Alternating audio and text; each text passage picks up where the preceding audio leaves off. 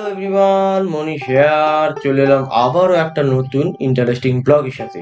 তবে আজকের ব্লগটা প্রতিদিনের মতো ওরকম ব্লগ হবে না। আজকের ব্লগটা হবে কিছুটা ট্রাভেল ব্লগ। আর এই মুহূর্তে তোমরা দেখতেই পাচ্ছ আমরা আছি হাওড়া ব্রিজে। হাওড়া ব্রিজ এই নামটা তো এবার অনেকেই শুনেছি, অর্থাৎ রবীন্দ্র সেতু। হুগলি নদীর উপর অবস্থিত কলকাতার একটি ঐতিহাসিক এবং আইকনিক লিভার সেতু, যা 1943 সালে চালু হয়েছিল। গাইস, আজকে আমরা যেতে চলেছি রামপুরহাট, অর্থাৎ মা তারার উদ্দেশ্যে, মা তারার কাছে পুজো দেওয়ার উদ্দেশ্যে। তাই সকাল সকাল বেরিয়ে পড়লাম আমরা। আমরা কেন বলছি তার জন্য একটু জানতেই হবে। আমি কিন্তু এখানে একা নই, আমি আছি, আমার সাথে আছে সন্দীপন দা, আর আছে সাথে আমার কন্টেন্ট অর্থাৎ সৌহার্দ্য। আমরা তিনজন মিলে অর্থাৎ তিন মূর্তি বেরিয়ে পড়লাম রামপুরহাটের উদ্দেশ্যে। আমাদের রওনা দেওয়ার উদ্দেশ্য ছিল হাওড়া স্টেশন থেকে। তাই আমরা সকাল সকাল চলে এসেছি হাওড়া স্টেশনের সামনে। তোমরা দেখতেই পাচ্ছ কত সুন্দর লাগছে সেই ঐতিহ্যবাহী স্টেশন, একদম নতুন রূপে ঝলমলে করে উঠেছে। তো যাই হোক গাইস, এবার আমরা আস্তে আস্তে স্টেশনের ভেতরে যাই, ট্রেনের জন্য একটু অপেক্ষা করি। আমাদের মনে হয় ট্রেন হয়তো ঠিক টাইমে চলে এসছে। তো এই হলো গাইস এবারে ব্লগে তিন মূর্তি। তো যাই হোক গাইস, আমাদের ট্রেন এবার চলে এসছে। এবার ট্রেনের ভেতরে যাওয়া যাক। ये सिंगल का मिंगल करना पड़ेगा, तो इसीलिए हमका कुछ वे आउट बताओ।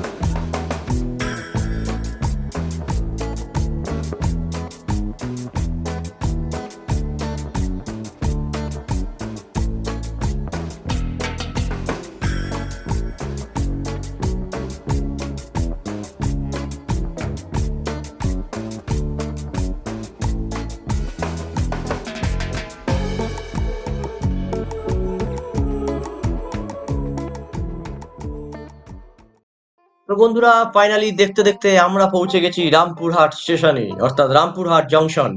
এবার যাওয়া যাক হোটেলের উদ্দেশ্যে। আর বাই দা ওয়ে, স্টেশনের বাইরেটা দেখো গাইস একবার। পুরো একদম মা তারার মন্দিরটাকে কেন্দ্র করে এখানে বানিয়েছে। আর এটা হচ্ছে আর একটা সাইট, এখনো কিছু কাজ চলছে কনস্ট্রাকশনে। তো গাইস, এই হচ্ছে সেই হোটেল, আমাদের normal low budget hotel, but AC কিন্তু দারুণ ঠান্ডা ছিল গাইস। খুব সুন্দর হোটেল। এই হচ্ছে বাথরুম, তোমরা দেখতেই পাচ্ছ, সাথে গিজারও আছে। যাই, এবং হোটেলের নিচেই ছিল হচ্ছে রেস্টুরেন্ট। তো সেখানে আমরা গেলাম, কারণ যেহেতু আমরা অনেকটা জার্নি করে এসেছি তাই প্রচুর খিদে পেয়ে গেছিল গাইস। তো আমাদের তো মাথা খারাপ হয়ে এসেছিল যে কখন আমরা খাবো, বাট আমরা সবাই মিলে থালি অর্ডার দিয়েছিলাম। তো চলো, এলেই তোমাদের সঙ্গে সেটা শেয়ার করছি। তো গাইস, এই হচ্ছে সেই থালি, গরম ভাত, ঘি, সাথে একটা লেবুও দিয়েছে, সাথে হচ্ছে ডাল, আলু পোস্ত এবং মাছের একটি তরকারি। খুব সুন্দর খেলাম। আর পাশেই তো বয়ে যাচ্ছে, বুঝতেই পারছো, সেই নামকরা নদী, বাট এই মুহূর্তে সেই নদীর আর স্রোত আর আগের মতো নাই। সো গাইস, সন্ধে নেমে এসছে, তাই আমরা একটু তারাপীঠের মন্দিরটা একটু ঘুরে আসি সন্ধেবেলার দিকে। দেখো গাইস কেমন ভিড় ভাট্টা দেখতে পাচ্ছি। আর বাই দ্য ওয়ে, কাল মেবি হয়তো অমাবস্যা ছিল, ওই জন্য হয়তো আজকে সবাই চলে এসেছি পুজো দিতে আগামীকালের জন্য। তাই জন্য ভিড়টা একটু বেশিই আছে আজকে।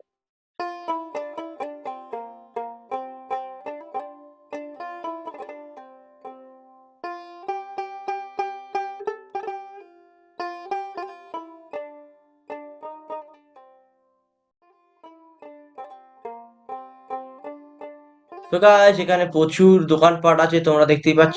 বিভিন্ন রকম ঠাকুরের সরঞ্জাম থেকে শুরু করে বাচ্চাদের খেলাধুলা অনেক কিছু, সাথে প্যারাও আছে কিন্তু। অবশ্যই খুব সুন্দর একদম, সাথে ফটো ফ্রেমও আছে। এখানে প্রচুর দোকানপাট আছে, তোমরাও ভিজিট করতে পারো।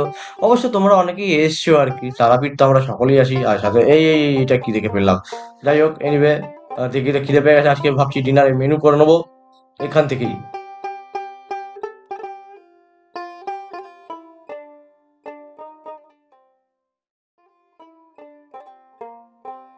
বন্ধুরা, এই হচ্ছে সেই মায়ের মন্দিরের গেট, এখান থেকেই যাওয়া যায়। আর হচ্ছে আমরা যেহেতু একটু রাতের দিকে এসেছিলাম, তাই জন্য মন্দির প্রায় বন্ধ হয়ে এসেছিল। সেটা তোমাদের সঙ্গে একবার শেয়ার করিয়ে দিলাম। হ্যালো গাইস, এটা হচ্ছে দ্বিতীয় দিনের ব্লগ শুরু করলাম, কেননা আজকেই ভোরবেলা দিকে আমরা গেছিলাম তারাপীঠের মন্দিরের উদ্দেশ্যে পুজো দিতে। ভোরবেলা গেছিলাম, তার কারণ মন্দিরে একটু ফাঁকা ফাঁকা থাকে, লাইন খুব একটা পড়ে না। তাই ভোর ভোর আমরা দিয়ে চলে এসেছিলাম।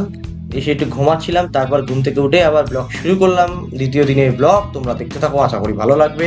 আমরা আজকে যেতে চলেছি, আজকে আমাদের উদ্দেশ্য হচ্ছে যাওয়া শান্তিনিকেতন।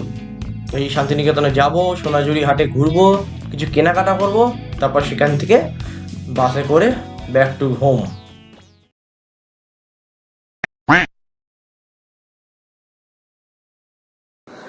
এখানে একজনকে ঘুম পাড়িয়ে দিয়েছি এই মুহূর্তে দেখতে পাচ্ছ। আমরা চেক আউট করছি ঘুম। So bye. এটি হলো মা তারা সরণি, দ্বারকা নদীর পাশেই একেবারে, মানে এখান থেকেই হচ্ছে মা তারা মন্দিরে যাওয়া যায়। আর এখানে বাস, টোটো, অটো, ট্রেকার সবকিছুই পাওয়া যায়, গাড়িও পাওয়া যায়। তো আমরা অটোতে উঠে পড়লাম স্টেশনের উদ্দেশ্যে। দেন স্টেশনে আমরা ট্রেন ধরে যাব শান্তিনিকেতন বোলপুর। দেন সেখানে গিয়ে সোনাঝুরিতে যাব, এবং সেখানে রামশ্যামে খাওয়া দাওয়া আছে, তারপর সাথে কিছু কেনাকাটা। দেন তারপর সেটা তোমাদের সঙ্গে শেয়ার করছি।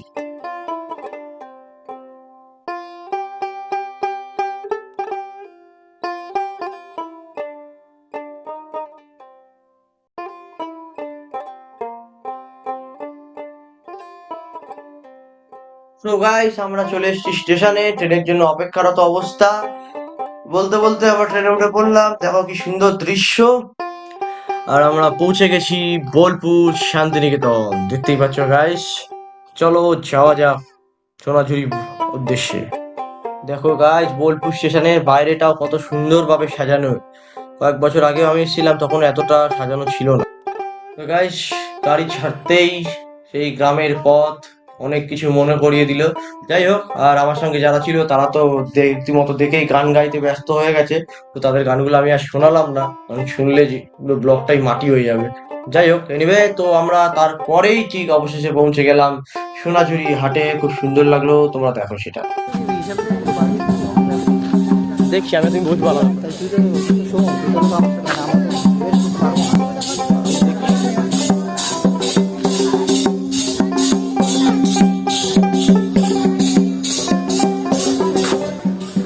আমরা এখন রামশ্যামের দিকে যাচ্ছি, যেখানে খাওয়া দাওয়া করবো আর কি, মানে পেট পুজো করবো।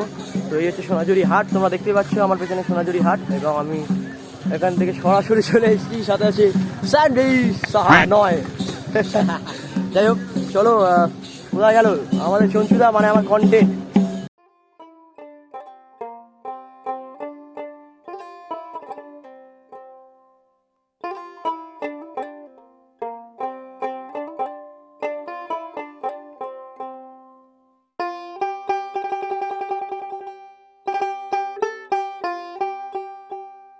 তো গাইস, আমরা হাজির হয়েছি তারপরে রামশ্যামে, যেটা হচ্ছে সোনাঝুরি হাটের খুব নাম করা একটা রেস্টুরেন্ট।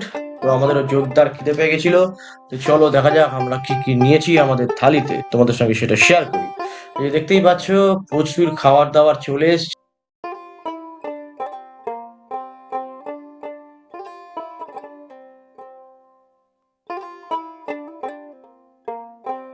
এই মুহূর্তে এখানে দুজন খাচ্ছে, এই যে মনোযোগ দিয়ে খেয়েই যাচ্ছে, কনসান থামছে আর না। যাই হোক,